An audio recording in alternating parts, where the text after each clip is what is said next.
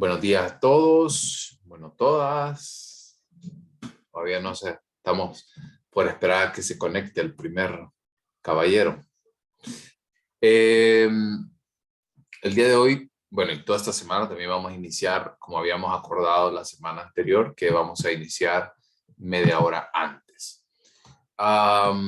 La sesión de hoy va a ir muy enfocada a trabajar un poco acerca de los procesos y terminar el tema del sistema nervioso. Ya esta semana, más o menos el día, creo que miércoles más o menos, no, yo creo que antes, yo creo que mañana quizás ya empecemos con el tercer tema, que es el tema de, bueno, vamos a ver el de la línea de tiempo y luego vamos a ver el tema de sensación y percepción. ¿Ok? No sé si tengo algo más o les debo algo. ¿No, verdad? Ok. Ya por ahí recuerden que esta semana se entrega ya esa primera línea de tiempo. Y la guía del capítulo 2 se entrega, ¿cuándo? El sábado. Mañana. Ay, andan dormidos. Andan dormiditos. Mañana. Licenciado, ¿Sí? buen día. Una pregunta. Con respecto a la línea del tiempo, yo no sé si será que estoy confundida, pero en el documento que usted lo facilitó, decía de que era grupal. Creo que tal vez fue un errorcito de dedo, pero eso ya lo hablamos, que estas tareas son individuales. Solo hay una tarea que es grupal, que es la de la investigación bibliográfica. ¿Estamos? O si les había dicho que era grupal. Me está haciendo dudar.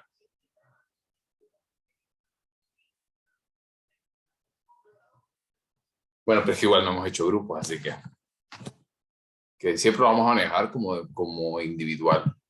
¿Ok? Y recuerden, el tiempo es solo de ese tema. Sí, es del desarrollo de las escuelas de psicología. Para eso les envié los insumos en la presentación aquella para que ustedes vayan avanzando. La idea es que ustedes, la línea de tiempo se las dejo para que ustedes lo hagan de la manera que a ustedes les parezca más creativa. Eso sí, cubriendo todos los aspectos importantes. Recuerden, el trato era, en cuanto terminemos la guía, se entrega, que probablemente ya el día de mañana podamos hacer la entrega ya de esta guía. Y el día, y el día viernes se entrega, o sábado creo que se entrega la línea de tiempo. Buen día. ¿Estamos? Ok. Entonces voy a empezar a compartir pantalla. Empezar a ver entonces. Por aquí nos habíamos quedado el día jueves. Fue nuestro último día. Por ahí. Y nos habíamos quedado por acá con las herramientas del estudio del encéfalo, que para eso fue que vimos el video en YouTube. Y con eso cerramos la clase el día jueves.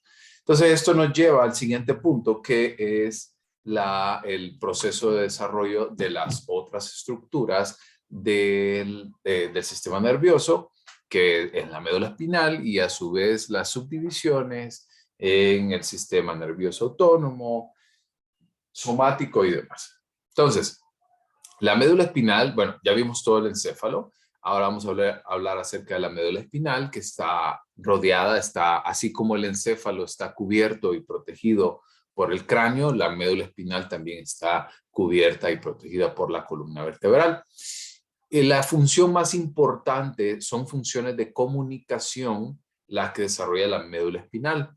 No genera, bueno, hay algunas áreas en las cuales sí se pueden generar células madre, pero en teoría, en general, en cualquier parte del cuerpo se puede generar también esto, Pero la médula espinal va a tener sobre todo llevar esa energía, ¿verdad? Llevar lo que nosotros hemos hablado acerca de los procesos de, hablar acerca de los procesos de llevar información, de las neuronas aferentes y eferentes, y todo lo relacionado para transmitir esos impulsos eléctricos desde los órganos internos hacia los músculos. También lleva información hacia las extremidades y también de los órganos hacia el encéfalo.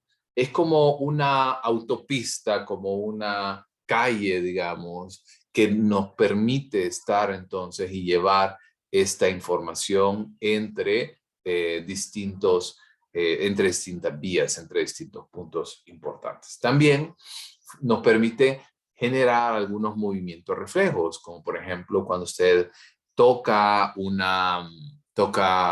algo que está caliente y el instinto es inmediatamente retirar ese estímulo que está causando esta sensación dolorosa, o por ejemplo algo que nos está causando algún tipo de malestar o algún cambio en nosotros, está asociado entonces con estos movimientos reflejos. Ahora bien, la médula espinal, debemos de entenderlo que el sistema, recordemos que hay dos sistemas nerviosos, ¿verdad? El sistema nervioso, el central y el periférico. Volviendo un poquito a esta parte, ¿verdad? Ya hemos hablado acerca del sistema nervioso central, que es el encéfalo y la médula espinal. Ahora vamos a hablar del sistema nervioso periférico. Cuando hablamos del sistema nervioso periférico, hay dos subdivisiones. La primera subdivisión es el sistema nervioso autónomo y la segunda es el sistema nervioso somático. A su vez, el sistema nervioso autónomo tiene dos subdivisiones que se enfocan entonces de los procesos de activación en nuestro cuerpo. También, importante comentar, en el caso del sistema nervioso autónomo, hay dos elementos importantes que van a entrar en juego, que es la subdivisión simpática y la subdivisión parasimpática. Para esto, quiero mostrarles.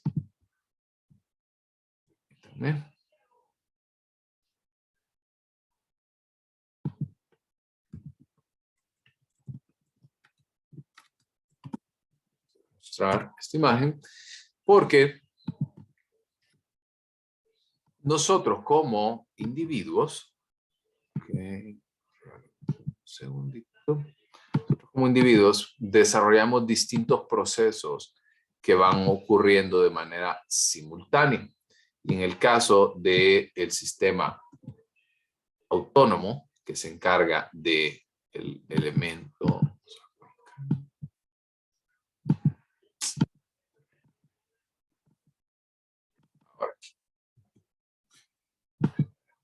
Ahora sí. En el caso entonces de las subdivisiones simpática y parasimpática, la simpática se encarga de la activación corporal del cuerpo, la activación general del cuerpo. Y la parasimpática es el opuesto, es la relajación general del cuerpo y regresar a niveles normales de activación. Y para eso quiero mostrarles esta imagen. Como por ejemplo, pónganse a pensar ustedes cuando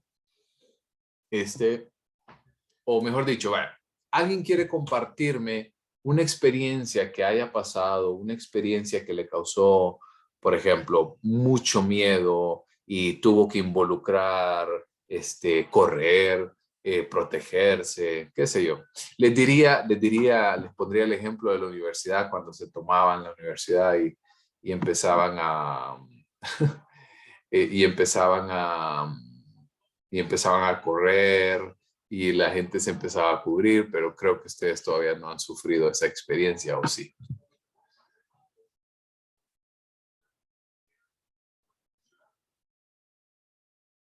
Licenciada, en lo personal a mí sí me pasó una vez. ¿Ah, sí? ¿Quiere compartir la experiencia? Sí, yo estaba en mi colegio y pues para ese tiempo había muchas manifestaciones en el centro. Entonces las autoridades del colegio nos nos dijeron que nos fuéramos para la casa porque estaban haciendo mucho relajo las personas. Entonces estábamos en las aulas y de repente comenzaron a tirar piedras al instituto. Y yo estaba cerca de una ventana y la piedra casi me pega. Ujú. Entonces, y después nos dijeron, nos llevaron hasta la entrada y era un solo relajo. Todos íbamos corriendo, estaban tirando las lacrimógenas y todo. Ujú, exactamente. Y esta situación, vaya, por ejemplo, solo déjeme leer. Yo sí, de Fátima. Fátima, ¿a usted le tocó en la universidad? De hecho, yo estaba en la pedagógica Ajá. y, ah, permítame leer. Por ahí dice Daniel también, una vez que fue una manifestación postelectoral. Bueno, yo estaba en la pedagógica y pues como que estaba en eso de las protestas por, bueno, usted sabe, Lee. Sí, sí, sí. Entonces nos unimos los de la UPN con los de la UNA, Ujú, pero la UPN no ha sido muy partícipe de esas cosas. ujú. Entonces nos unimos todos y ya cuando empezaron a tirar gas y todo, no sé, como que me agarró Total. un ataque, me agarró un ataque de pánico porque yo no estoy acostumbrada a esas cosas, pero como la curiosa y quería andar por ver qué se sentía. Entonces no, dije yo zafo y me voy de aquí, dije. Exactamente. Y, Y y ya, esa parte, por ejemplo, en el caso, yo lo viví en carne viva porque cuando yo entré, por ahí fue a la universidad, fue el golpe de Estado, entre otras cosas, y ya se imaginarán qué era todo esto. Daniela dice, en mi caso, una vez donde vivía hubo un tiroteo junto con mi mamá, mi hermana y otros familiares tuvimos que escondernos en un kinder mientras eso ocurría para evitar que nos pasara algo. Y al final de esto se trata, porque cuando nosotros empezamos a entender que en nuestro cuerpo existe una homeostasis, ¿no? Y al existir la homeostasis, ese equilibrio, estamos como en un estado basal. Y ese estado basal hace entonces que nosotros sobrevivamos de esa manera. Pero cuando ocurre algo del exterior, hace entonces que nosotros como seres que nos permite ajustarnos, que nos permite desarrollar distintas actividades, nos vamos a ajustar ahora ante esta situación. Como por ejemplo, imaginemos la situación en la cual todos hemos expuesto ahorita, que corrimos un riesgo. Entonces, el elemento, el componente simpático, entonces genera cambios desde nuestra pupila, como por ejemplo, al dilatar la pupila, nosotros vamos a ver que nuestra visión tiende a volverse un poco más borrosa, por ejemplo. Les pasó a ustedes que no recuerdan mucho cosas que vieron en lo que pasó? Ustedes no era como que, ay, qué bonito, un pajarito va cruzando por ahí. No, ¿verdad? Su prioridad no era esa.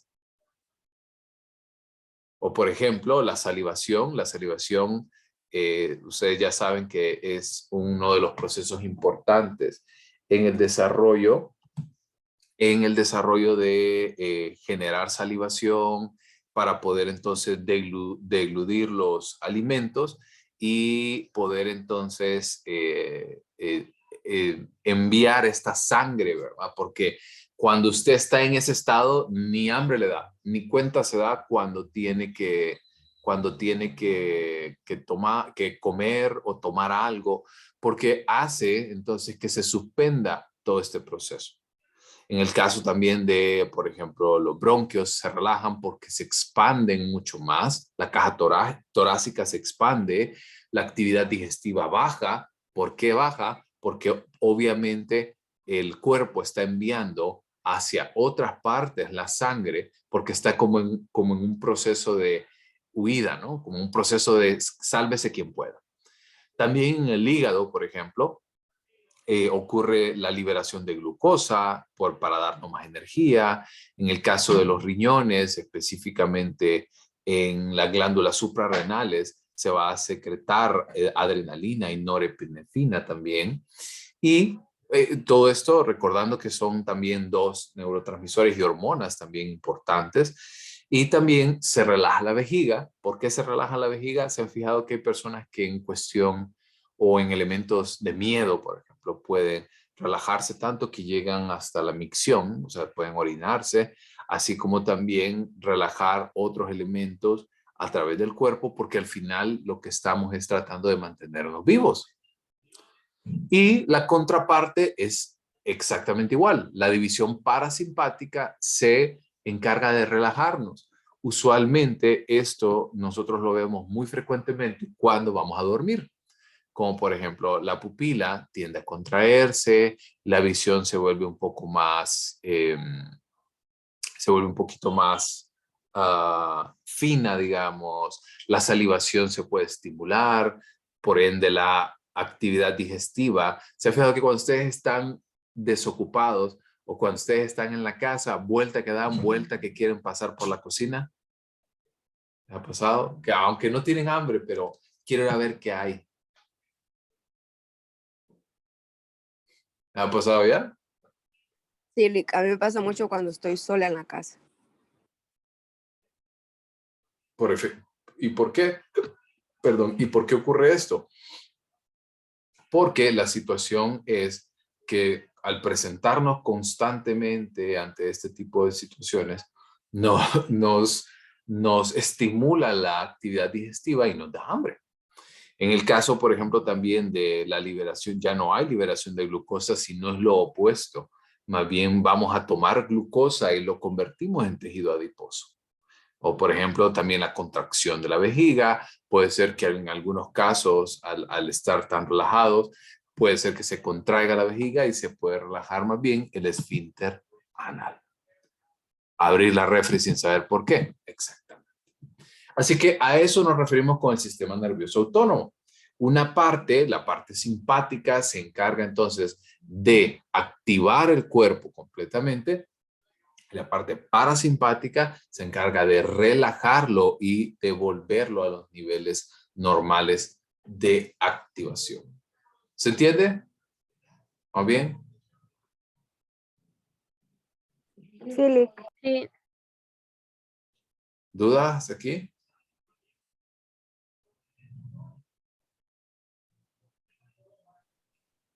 Estamos claros, Lick. Vale. Súper. Ok. El siguiente, entonces, en la siguiente subdivisión del sistema nervioso periférico es el sistema nervioso somático.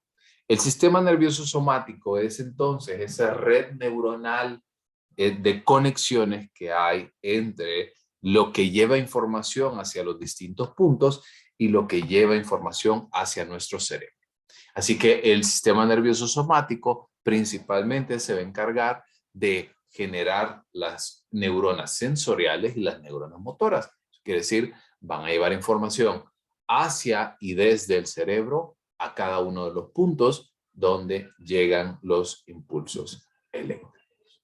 Y con eso cerramos la presentación de nuestro sistema nervioso para abrir paso ahora al sistema endocrino. En el caso del sistema endocrino, creo que ya sí están un poquito más familiarizados, porque el sistema endocrino, incluso en clases, por ejemplo, de ciencias naturales, se ve muy frecuente.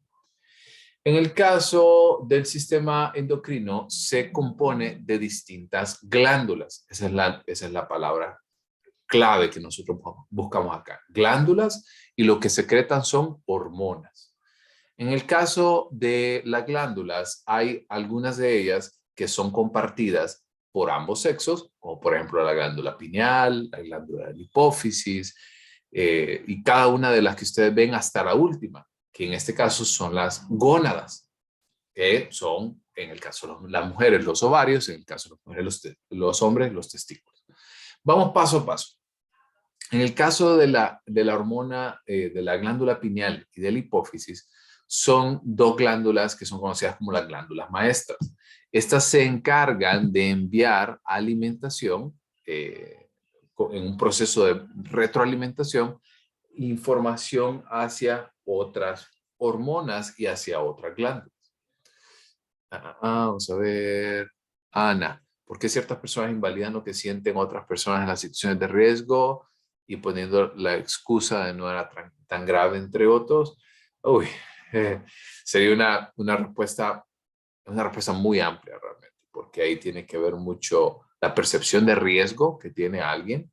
Si alguien no considera algo riesgoso, pues obviamente va a tener ciertas conductas y también esta situación va a estar muy de la mano con las habilidades sociales que tenga la persona. Entonces no hay como una respuesta única ante esta situación. ¿Ok? Licenciado, Sí, adelante. usted dijo una palabra, glándula pineal, hipófisis. ¿Son las glándulas qué, maestras? Algo así. Maestra. Exacto. Ok. Súper.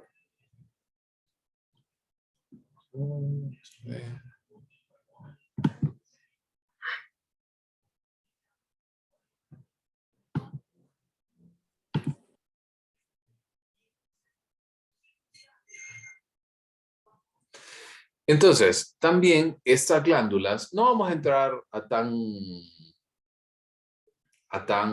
tanto detalle porque realmente la situación no es lo que pretendemos nosotros en este sentido, porque realmente yo quiero que ustedes se lleven como la parte más importante de este procedimiento. Y en el caso de la glándula pineal y la hipófisis, llevan entonces esta información hacia distintos elementos. Y estos elementos van a llevar y nos van a permitir entonces traducir esta información de hormonas y demás hacia las distintas funciones. Como por ejemplo, la glándula tiroides y la paratiroides son dos glándulas encargadas sobre todo, por ejemplo, de los procesos de generar hormonas como la tiroxina y la paratiroxina. Esto tiene que ver mucho con la regulación de la alimentación, la regulación de los ciclos sueño-vigilia. Y entonces la hipófisis va a enviar información a la tiroides o a la paratiroides de, hey, estamos bajos en tiroxina o estamos bajos que son las dos hormonas, son cuatro realmente, pero son las dos más importantes, que se secretan entonces en la tiroides y en la paratiroides. Y esto puede ser entonces muy asociado y le puede enviar como, hey, estamos bajos o estamos muy altos en X o Y hormona y entonces la producción en esos lugares va a bajar.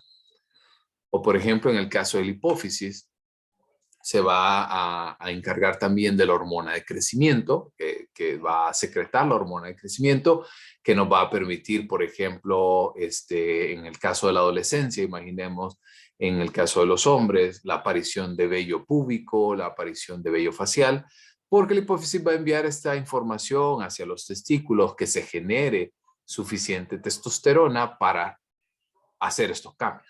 Entonces, si ustedes ven, es como, por eso se les denomina realmente glándulas maestras, específicamente la hipófisis, pero la pineal también tiene muchas funciones adicionales que comparte. En el caso del páncreas, por ejemplo, está encargado de dos hormonas muy importantes, que es la insulina y el glucagón. Creo que insulina ustedes ya lo han escuchado, ¿verdad? Si no lo han escuchado como hormona, pues de repente lo han escuchado por lo menos como medicamento, ¿no? Sí. Ok, ¿y qué piensan?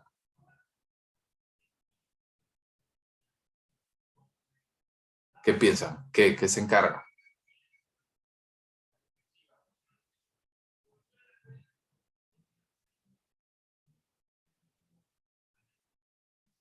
A ver, si lo escucharon como medicamento, ¿en qué tipo de situaciones se utiliza?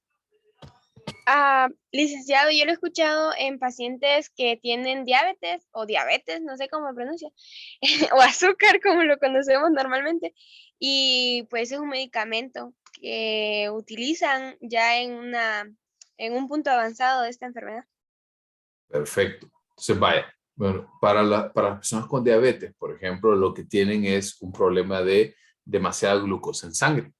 Y al tener demasiada glucosa en sangre, la insulina se encarga de abrir las células, ¿verdad? Imagínense como si fuera una casa, una célula fuera una casita, y la insulina es la que tiene la llave y abre la llave para que la glucosa pueda entrar en la célula y la glucosa pueda ser entonces ya sea gastada por medio de distintos elementos de energía o almacenada como tejido adiposo.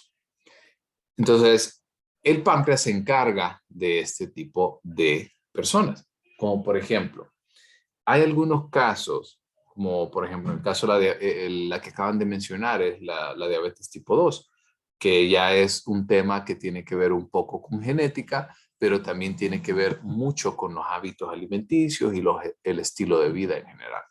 Pero hay otro tipo que es la diabetes tipo 1, que es ya el páncreas no funciona. Al no funcionar, no secreta insulina, por ende la insulina no puede abrir la llave, no puede poner la llavecita de las casitas de las células para que la glucosa entre. Y entonces en este tipo de casos sí es una utilización de insulina de por vida obligatoria. Porque entonces si nosotros causamos algo que se denomina como la hiperglicemia, o sea que hay hay un nivel demasiado bajo de azúcar en sangre, es mortal. Fíjense que es curioso. Una persona es muy difícil que se pueda morir de una hiperglicemia. Eso quiere decir, es muy difícil que se pueda morir por una elevación de glucosa, pero sí es muy probable que pueda fallecer de una hiperglicemia porque tiene muy bajos los niveles de glucosa.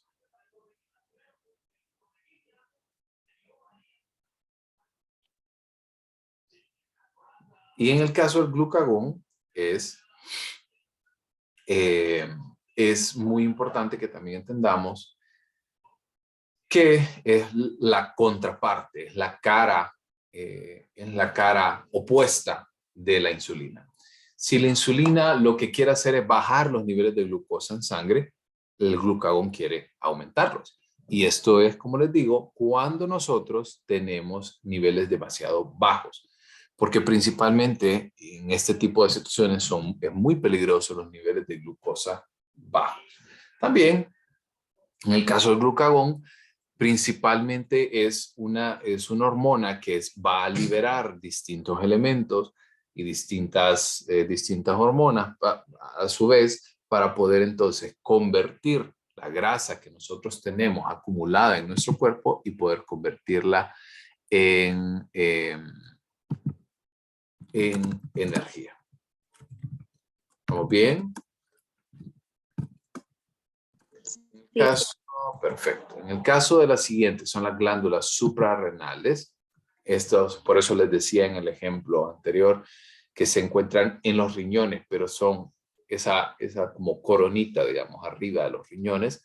Las glándulas suprarrenales se encargan de poder tener y de secretar la hormona de norepinefrina y epinefrina. Y esto lo que hace entonces las glándulas suprarrenales es principalmente poder tener mayor actividad, poder generar mayor flujo sanguíneo hacia los músculos. Como por ejemplo, ustedes recuerdan, vaya, volviendo un poco al ejemplo de cuando ustedes tuvieron que huir, ustedes dicen, Dios mío, cuando estaba huyendo, me salté un muro de 2 metros. Pregúntame cómo lo hice, no sé. ¿Me ha pasado? Sí, licenciado. A mí me pasó una vez que con mis compañeros íbamos saliendo de clases y venían muchas vacas, creo que más de 200. Y entonces yo empujé a 2 compañeras y las ayudé a subir un muro. Yo no sé cómo porque yo no tengo mucha fuerza. Entonces yo siempre me he preguntado cómo lo hice porque ellas eran pesadas y yo solita las subí. Entonces fue raro. Exactamente. Y no es que sea raro, es que las glándulas suprarrenales le dieron, lo que hablábamos, le dieron una fuente importante de energía, ¿sí? Porque esta información, ¿verdad? Al aumentar el flujo sanguíneo hacia los distintos músculos, hizo que usted entonces tuviera mayor cantidad de nutrientes, tuviera mayor cantidad de oxígeno y por ende mayores capacidades. ¿Estamos? ¿Vamos bien? Sí, licenciada. Perfecto.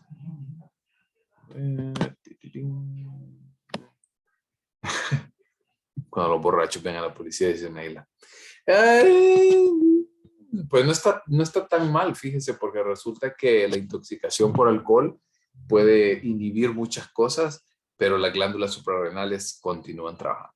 Inhibe mucho el juicio, la toma de decisiones, pero de repente le da energía para hacer otras cosas. En el caso de las glándulas suprarrenales, sobre todo, nos ayudan a afrontar directamente, ¿verdad? Cualquier situación, cualquier elemento adicional que nos impida. Sí. Disculpe, ya mandó el link. No, Elena, Okay. si tiene preguntas de ese tipo, si quieren puede escribir al chat, porque ya me perdí en lo que estaba hablando.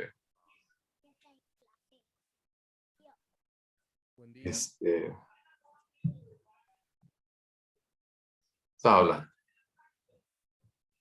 hablando, creo, bueno, de las glándulas suprarrenales. Entonces, cuando nosotros estamos hablando acerca de estos elementos, es importante que nosotros entendamos que las glándulas suprarrenales son los activadores más importantes de nuestro cuerpo. O sea, nos van a permitir llevar acción, llevar oxígeno, llevar sangre, llevar nutrientes hacia múltiples condiciones y múltiples elementos en nuestro cuerpo. Y llegamos finalmente a las gónadas. Ese es el nombre que reciben para poder agrupar a los dos elementos de las glándulas sexuales, que en el caso son los ovarios en las mujeres y los testículos en hombres. Vamos a ver cada uno de ellos y voy a empezar por el de los ovarios, porque es un poquito más complejo. En el caso de los ovarios, van a generar hormonas tanto como, o sea, quiero que entiendan acá algo importante. No es que los hombres generan una hormona que las mujeres no y viceversa. Se producen todas las hormonas, pero en el caso del hombre, por ejemplo, la testosterona es mayor que en el caso de la mujer. La progesterona está mucho más elevada y también en el caso de los hombres, en el caso de las mujeres también presentan nivel de testosterona, pero el estrógeno es mucho más alto en ellas. De igual manera, en el caso de los hombres también están presentes el estrógeno, la progesterona, pero en menor medida. Ahora bien, sí hay uno en particular que se genera en los ovarios que no genera el hombre, que es en el caso de la hormona luteinizante. En el caso de la hormona luteinizante, tiene un impacto directo en los procesos del embarazo, ¿sí? En el caso de las hormonas de la mujer, obviamente al estar embarazada, tiene entonces un cambio importantísimo en el cuerpo, desde el aumento de peso hasta la formación de nuevas estructuras como placenta, como el líquido amniótico. Hay un montón de cambios en el cuerpo y todo eso está encargado también de la hormona luteinizante. También en el caso de una vez que nace el bebé, pues obviamente hay cambios importantes también. El útero se ensancha, por ejemplo, el canal vaginal permite el paso del bebé hacia el exterior. Y en el caso de los niños, en el caso ya cuando el bebé también ya ha nacido, también se encarga, por ejemplo, de la producción de leche. En el caso de los testículos para los hombres, se encarga sobre todo, bueno, en primer lugar, de generar las hormonas masculinas, en el caso de los espermatozoides. También se encarga sobre todo de los cambios corporales, aparición de vello facial, corporal, axilar, engrosamiento de las cuerdas vocales. También se encarga de los cambios en cuanto a la generación de musculatura. Por ejemplo, en el caso de los hombres y las mujeres, para el hombre es mucho más fácil si dedican un mes, ambos dedican un mes de ejercicio en el gimnasio. Por ejemplo, es más fácil que un hombre genere más masa muscular que una mujer por el hecho de tener más testosterona en su cuerpo. ¿Estamos bien? Sí, Lick. ¿Claros hasta aquí?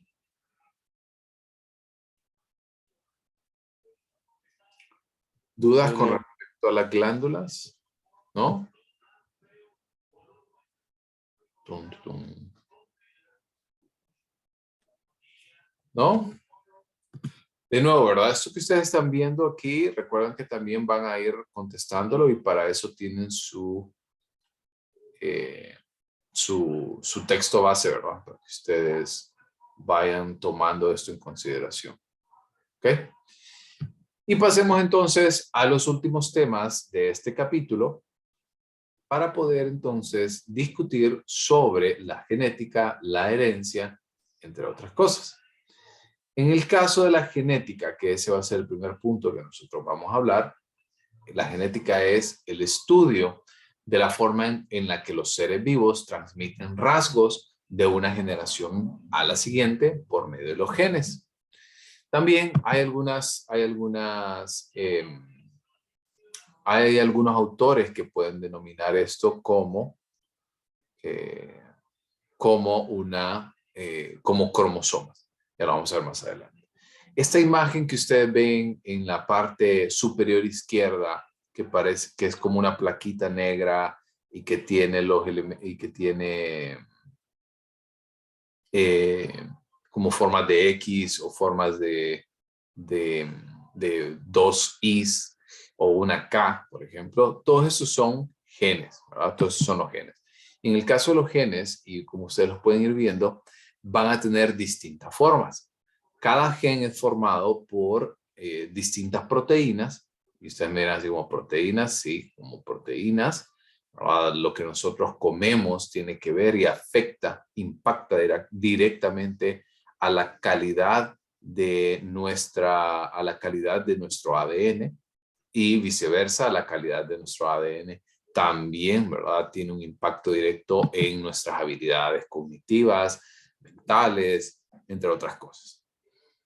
También, en el caso de los cromosomas, hay algunos que se encargan, por ejemplo, de poder cubrir elementos tales como, por ejemplo, el color de sus ojos, el color de su cabello, el color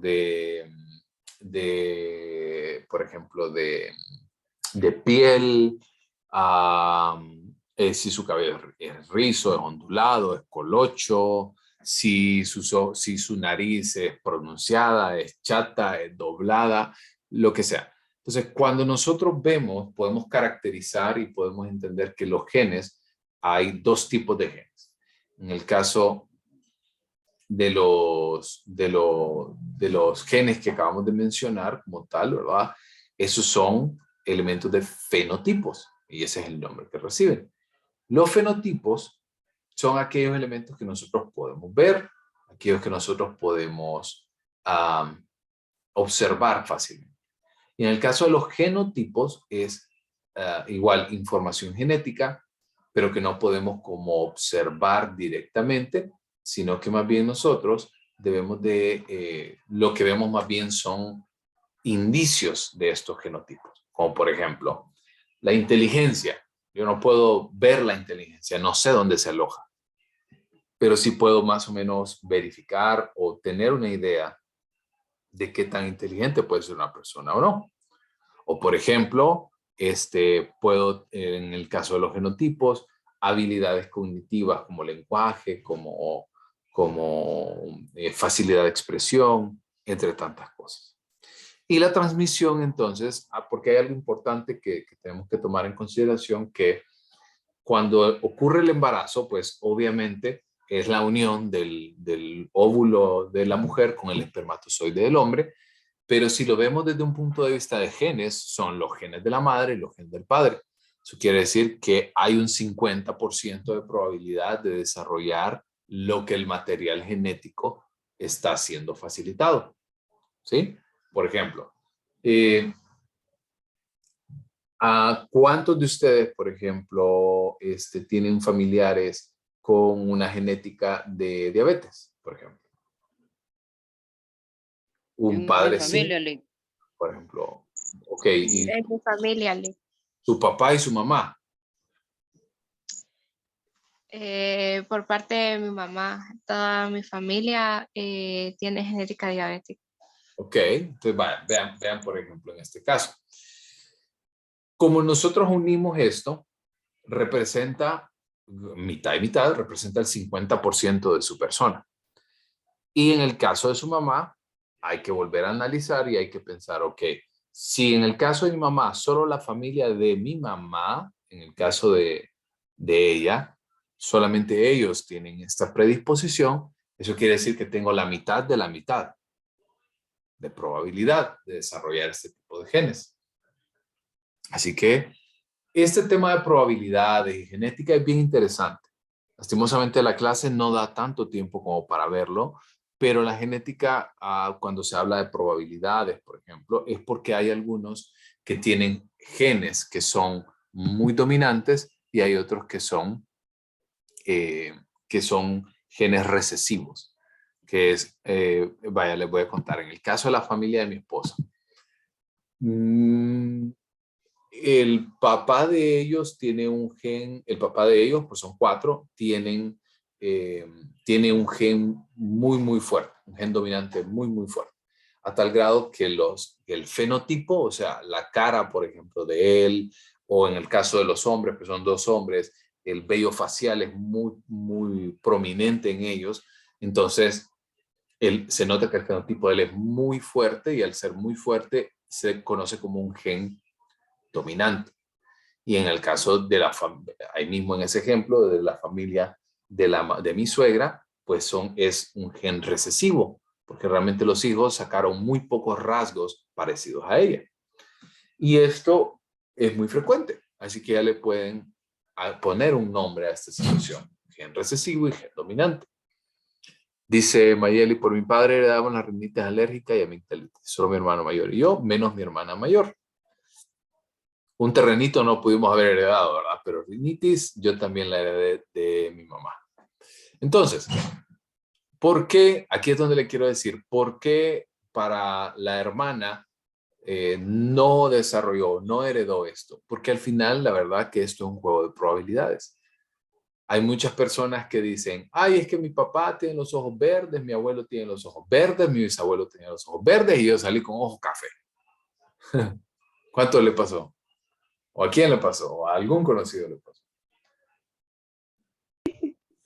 A mí me pasó. Bueno, y usted se vive quejando entonces de esto. No, mire, le pasó más a mi mamá porque mi abuelo, de parte de mamá, era zarco, chele, alto, y nadie salió así. De mis tíos, nadie. Sí, y entonces, como les digo, al final, ¿por qué? Porque tiene que ver con el gen recesivo de un lado y dominante del otro. En el caso, por ejemplo, en el caso del ojo verde, por ejemplo, los ojos verdes no son un gen dominante. Pero depende, ¿verdad? Porque es de nuestra cultura. Porque, por ejemplo, si nos vamos a los países nórdicos, ahí sí es un gen dominante. Fátima, solo yo tengo miopía y solo yo salí blanca. Bueno, escoja su veneno, dicen por ahí. A ver, aquí, Eric, yo quiero saber de una duda, ¿se puede heredar el carácter? Yo he dicho que no porque somos personas completamente distintas. Quisiera saber si estoy equivocado. Hay algo importante que debemos de entender. Existen ciertos componentes como los que vimos y esto que usted acaba de decir del carácter es un genotipo. Es algo que no se puede ver. Pero sí hay algunas teorías que explican que sí se puede heredar. Pero, aquí es donde yo quiero decir, pero cada persona tiene su propio camino, sus propias experiencias, así que probablemente ese carácter inicial con el que nació seguramente va a ir cambiando a través del tiempo. Ahora bien, lo que sí le quiero decir es que lo que no debería de ser nunca es una excusa para un comportamiento erróneo. ¿Ah? Porque hay gente que dice, ay, es que es mujeriego, ay, igualito al abuelo. No, ¿verdad? Entonces, no tiene nada que ver con genética, tiene que ver con decisiones, tiene que ver con sus experiencias, con sus valores, con su educación. Pero sí existe algún tipo de proclividad para desarrollar. Como por ejemplo, hablamos de diabetes, pero vaya, hablemos por ejemplo de alcoholismo. Por ejemplo. Hay muchísimas personas que tienen predisposición, esa es la palabra correcta, predisposición a generar adicción a sustancias. Y hay otras personas que no. Pero quiere decir que por esto entonces es que la persona va a ser alcohólica, solo porque trae un gen. Licenciado, una pregunta. Por ejemplo, esto también se puede utilizar cuando en nuestra familia, por ejemplo, nuestros hermanos o nuestros tíos han tenido así gemelos y luego dicen, no, que en tu genética está y que vos vas a tener gemelos o no sé si se puede adaptar en este caso. Sí, sí, sí. Cualquier elemento que pueda ser transmitido a través de la genética está presente. Incluso para serle sincero, por ahí yo no tengo hijos, pero todo el mundo en la familia de mi esposa, porque la abuela de mi esposa era gemela. Entonces, todo el mundo está diciendo porque 3 de los 4 hermanos de mi esposa tienen hijos, solo nosotros no. Y entonces todo el mundo está apostando de que nosotros vamos a tener gemelos. Y yo les digo, ojalá que la genética me salga a mi favor y no, pues no sé si puedo con 1 menos 2. Así que sí es aplicable. Por ahí en el caso de, ¿qué puso por aquí ese mensaje? Paola, mi papá y mi hermano son trigueños y yo salí blanca. Sí, porque al final la pigmentación de nuestro cuerpo tiene mucho que ver, la coloración de nuestra tez tiene mucho que ver con las probabilidades. Porque es que creo que genéticamente se dan más que todo características físicas, ¿o no? Se heredan ambas. Por ejemplo, vamos a ir viendo acá. Imaginemos lo siguiente, ¿ok? Tenemos aquí un cuadro. Okay.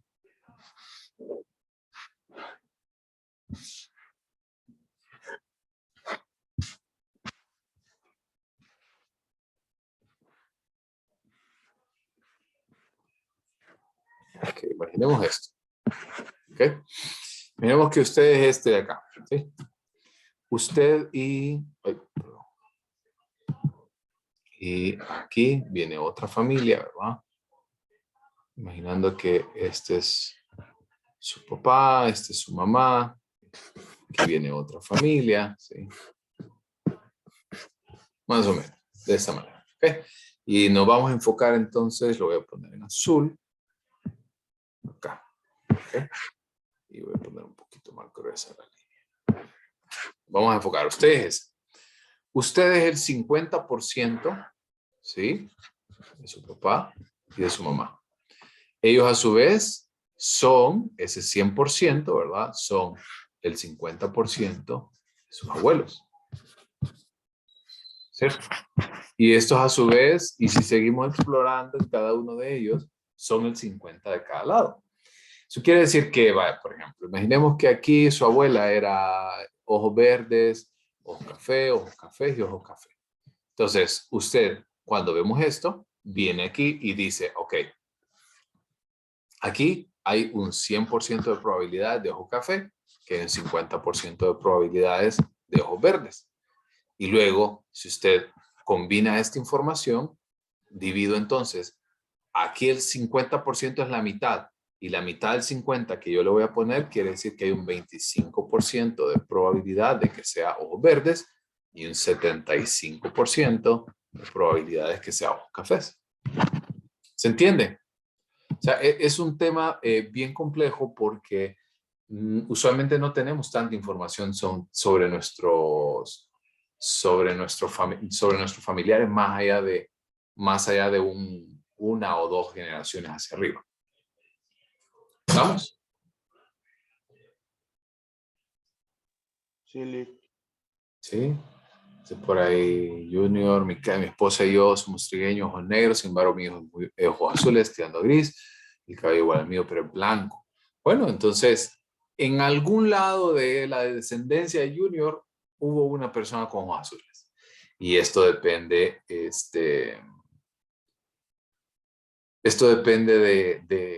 de probabilidad realmente. La genética es así. Así como lo que estamos hablando son elementos de ojos, de color de ojos, así también el caso de las personas que desarrollaron rinitis alérgica y otras que no. ¿Es cruel? Sí, es un poquito cruel, pero ¿qué podemos hacer ante esta situación? Ok, pasemos entonces, continuando con el tema de la genética. Hay muchísima información donde nosotros podemos enfocarnos. En el caso de la genética conductual se puede dividir en dos elementos importantes. Uno es la genética conductual animal, que estudia, por ejemplo, cepas. En el caso, ahorita nosotros hemos visto mucho con todo ese tema del COVID, las nuevas cepas que han estado saliendo, las mutaciones que hay entre una y otra, o los estudios de selección, o por ejemplo, ustedes han visto algunos programas en los cuales se habla de que un cierto animal hace millones de años no tenía X característica porque no era necesario. Pero ahora en la actualidad resulta que ha mutado a esto y ahora es por cambios ambientales, por cambios de temperatura, etc. Y esos son estudios de selección, son estudios en los cuales los animales van generando cambios para poder adaptarse a las condiciones del planeta. Y en el caso de la genética conductual humana, hay estudios de familias, hay estudios de gemelos y hay estudios de adopción. Y con esto, ¿saben qué? No quiero entrar mucho en detalle porque les quiero, haciendo la recomendación de Netflix de esta semana. Ustedes han visto una serie que se llama Tres extraños idénticos o Tres idénticos extraños, ¿no? En inglés, Three Identical Strangers. No me la sé exactamente en español. Se lo voy a mostrar. ¿La han visto por ahí? ¿Si les ha salido? Quizás.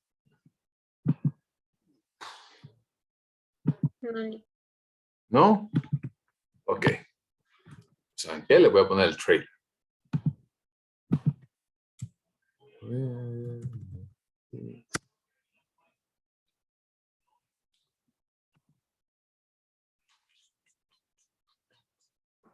Vamos a ver.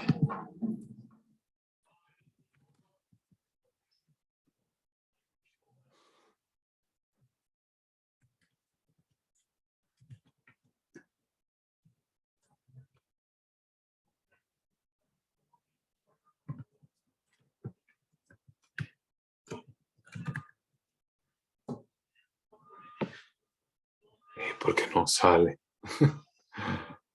Qué bueno, lo voy a poner en YouTube. Regálenme un segundo, se los quiero mostrar. Porque no quiero que se vayan de la clase sin haber visto esto.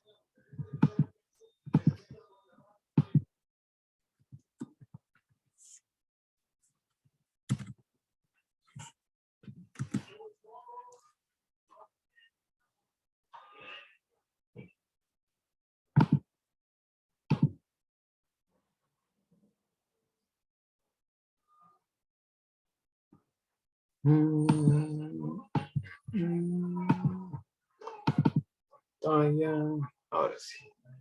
Perdón. Me hace falta ponerles el sonido. Sí, solo me confirman que lo pueden escuchar bien y yo lo regreso.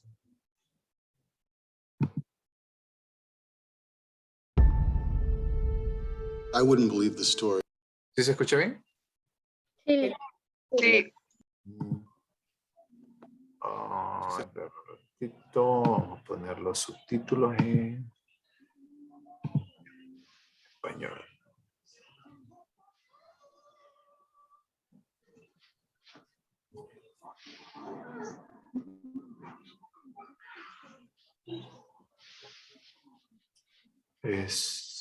Spanish. Aquí está.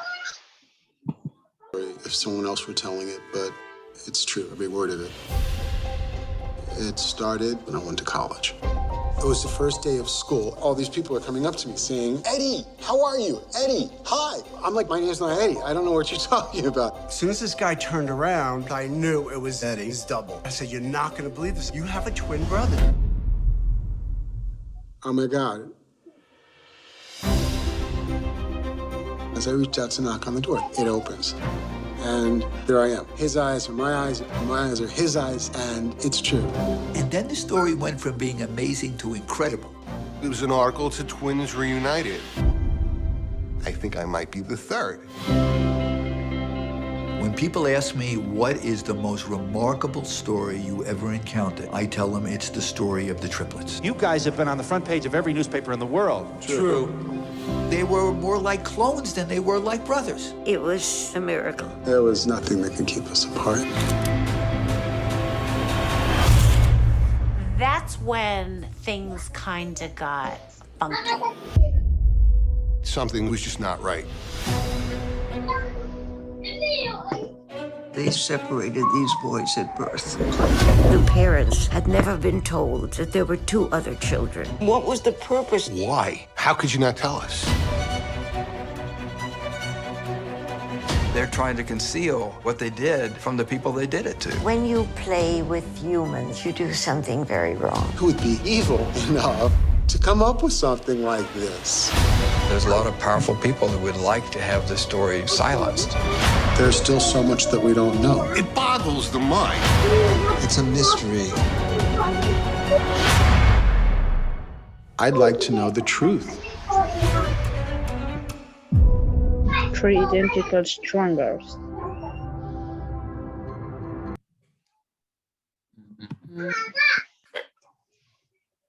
¿Qué les pareció? ¿Qué opinan? Demasiado intrigante. Ya los dejé con... Déjenme ver si está documental completo. Porque lo busqué ahorita en Netflix y no sé por qué, pero no está. O no sé si yo busqué mal. Pero bueno, la idea de esto es que yo les quiero mostrar algo. Porque la genética es un tema que ha sido estudiado por mucho tiempo bajo la idea de poder determinar esto. Es, por ejemplo, si se puede heredar o no se puede heredar algo. En el caso de, hay algunas personas que dicen que, por ejemplo, el gen de las personas con psicosis o psicópatas que asesinan y entre otras cosas, se puede heredar. Y entonces la pregunta es esa, de que si de repente en lugar de pensar de esta manera es ver que tiene un papel más importante el rol de la familia, por ejemplo. Entonces pueden verla. En Netflix no la encontré, pero estoy seguro que debe estar en alguna otra plataforma o por ahí en la Deep Web, donde sea. Si alguien la encuentra, nos la hace llegar porque es muy, muy interesante esto. Y entonces, más que hablarles de esto en la clase, quisiera que ustedes vean ese capítulo. ¿Hay un gen psicópata? No, son combinaciones, por ejemplo, en el caso de personas que tienen este tipo de conductas. Generalmente tienen supresión de la amígdala, por ejemplo, que está muy relacionada con las emociones. Generalmente sus habilidades de sentido común no son muy desarrolladas, su toma de decisiones, o por ejemplo, las personas que desarrollan este tipo de actividades generalmente disfrutan mucho, en el caso de, ya que hemos hablado de neurotransmisores, disfrutan mucho de hacer sufrir a otras personas. En la mayoría de asesinos seriales muestran una conducta patológica bien estereotipada. En la mayoría de ellos han sido abusados de alguna u otra manera, física, sexualmente, psicológicamente. Generalmente tienden a mostrar un patrón de abuso o de tortura animal, por ejemplo, de tortura a otras personas. No es como un solo gen, sino es como una combinación de varios. ¿Estamos? Y como un dato adicional, en el caso del proyecto del genoma humano, que es algo que se ha desarrollado desde los años 60 hasta la actualidad, se ha tratado de identificar cuáles son los cromosomas específicos que están asociados con distintas modalidades, por ejemplo, de Alzheimer, de alcoholismo, de esquizofrenia, de inteligencia. Y entre todos, realmente es, por eso les decía al inicio de la clase, cuando vimos ese tema 1, que realmente nunca vamos a llegar a poder determinar si existe o no existe un gen al cual nosotros estemos amarrados de por vida, sino que la importancia del ambiente, así como de la genética, y cómo ambos juegan y cómo interactúan. Y ya que estamos hablando del tema de genética, también tenemos que hablar de la psicología evolutiva, porque al final es el estudio que nosotros vamos a ir desarrollando a través del tiempo, desde que la persona nace hasta que muere. Por lo cual entonces obviamente debemos de entender que hay un eje transversal como los elementos culturales en la conducta humana. A nosotros nos puede parecer muy lógico, por ejemplo, pensemos cuando usted pasa por una iglesia y persignarse, por ejemplo, a otra persona que no profesa la misma religión.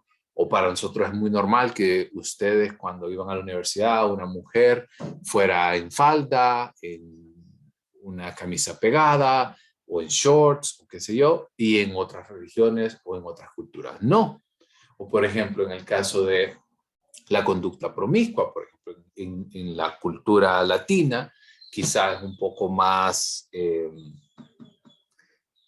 escondida, tal vez, con un poquito más apañada, pero igual ocurre que, por ejemplo, en otras culturas como la cultura europea o la cultura estadounidense. Hablando de series ahorita, ¿ustedes vieron el estafador de Tinder en Netflix? También es un buen documental. Y todo el mundo aquí en Honduras dice como, ay, ¿cómo puede ser que se dejó estafar tal y tal mujer, así, así, así, así? Es que no lo podemos vivir, no podemos entenderlo porque nosotros no lo vivimos. Así que para poder nosotros comprender los pensamientos, rasgos, conductas, ideas de cada persona, nosotros debemos de entender su perspectiva, debemos de entender la perspectiva evolutiva cultural y la perspectiva evolutiva general a nivel más amplio.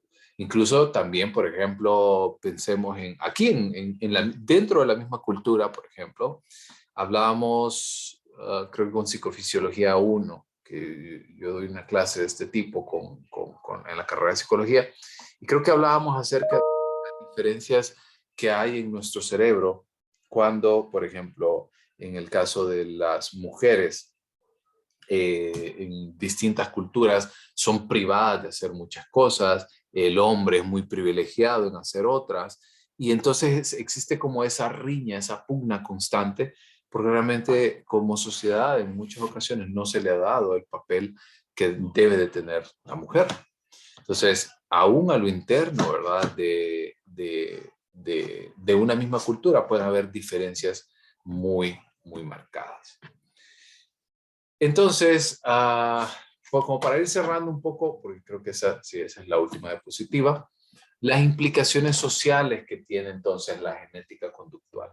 En primer lugar, debemos de entender que si nosotros como padres transferimos un material genético, ¿sí?, de nosotros a nuestros hijos, ¿cuál es el derecho que tiene esta persona del niño frente a los padres?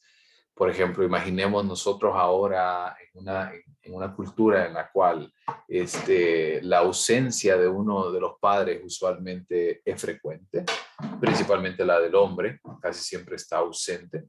Entonces, este tipo de situaciones hacen que obviamente genere algún tipo de debate adicional este tipo de temáticas. Que pues obviamente la pregunta de esto es, ¿hasta qué grado es responsable entonces el padre de este tipo de situaciones? O en el caso de la toma de decisiones en cuanto a la mujer, por ejemplo, ahorita todo este tema del aborto, de las pastillas anticonceptivas, las pastillas de emergencia, tiene mucho que ver porque hay unos lugares en los cuales está regulado eso, en otros no. Y en algunos casos la postura de los hombres es como, ok, si la mujer quiere tener el hijo y yo no, en el caso del hombre, no hay nada que yo pueda hacer. En el caso de la mujer, y de igual manera. Entonces, se generan muchos debates ante esta situación y realmente llegar como a una conclusión en la cual todos se encuentren satisfechos con esa respuesta es muy difícil, porque cada quien tiene su postura, cada quien tiene sus ideas. Por ahí, por ejemplo, en el caso del aborto, por ejemplo, la pregunta de eso es, pues, o sea, ¿hasta qué punto usted puede decidir sobre un cuerpo ajeno, pero que está dentro de su cuerpo? ¿Por qué no tomar la decisión previa y no llegar a la formación o a la concepción de un bebé? Etcétera, etcétera, etcétera. Así que, y por ahí hay otros que dicen, bueno, pero ¿para qué va a traer a un bebé a este mundo? Si lo va a traer a sufrir, si lo va a traer a esto, si lo va a traer a aquello. Es muy compleja esta situación. Sin embargo, lo que yo sí les quiero decir es que la genética es un tema que hay muchísima información para poder aportar, para poder tener y sobre todo para formarnos nuestros propios criterios. Y con eso es con lo que yo quiero terminar la clase del día de hoy. ¿Estamos bien? ¿Alguna duda? ¿No?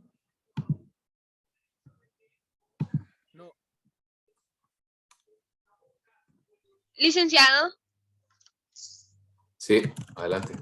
enviaron, ya como salimos de la clase, enviaron la lista de asistencia. No, ahorita se las mando. Ahorita estamos... Ay, yo creía que no lo había contestado, gracias. No, ahorita se las mando. Ligo, una pregunta. ¿Sí? Acerca de la línea del tiempo, solo sobre el tema que nos mandó por correo. Solo de eso lo haremos. Sí. Sí. Sí.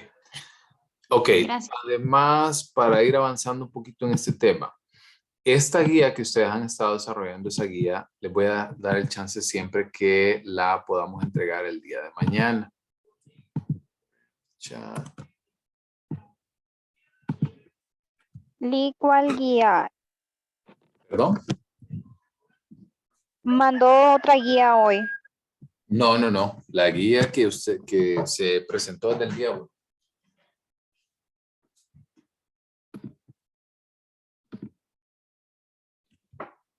¿Estamos? ¿Dudas? Edwin, adelante. Hola, Lick. Buenos días. Saludos a todos. Yo decía Edwin. Sí, siempre yo que nunca le he podido cambiar el nombre a esta cuestión. Yo es que soy bien malita con las cosas de la compu. Licenciado, fíjese que quería excusarme. Tengo entendido que una compañera me hizo el favor la semana pasada de comentarle que hemos estado sin internet acá porque se cayó la red de cable color, ¿verdad? Ya la compusieron, pero hasta el sábado en la tarde. Entonces quería saber si había algo más y pues no pude meterme en las clases por lo mismo. Aquí todo vía vieja, pues la mayor parte de este sector de acá se cayó el cable. Entonces no sé cómo podría ser aún con la asistencia y todo. Bueno, la verdad que mientras usted se excuse y haga pero tiene que enviarme eso por correo electrónico para igual para las otras personas que no se han metido con soporte, ¿verdad? En el caso suyo, por ejemplo, Cable Color, estoy seguro que emitió algún comunicado o algo así. Se puede excusar, pero las tareas igual, ¿verdad? Las tareas igual se deben de entregar. Todo se debe entregar en tiempo y forma. Y la próxima semana ya tenemos nuestro primer examen, que ya voy a empezar a sacar más o menos las cuentas de las personas que han estado fallando y demás. Para lo cual, Nick, disculpe, el link no me abre.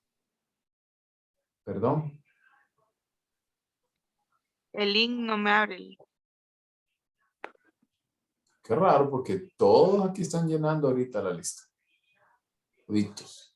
Pruebe nuevamente.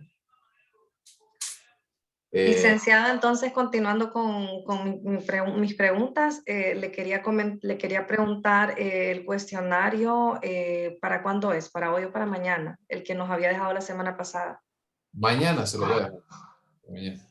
A mano, ¿verdad? Hecho a mano y se lo enviamos al correo o acá. No, al campus. Ok, gracias.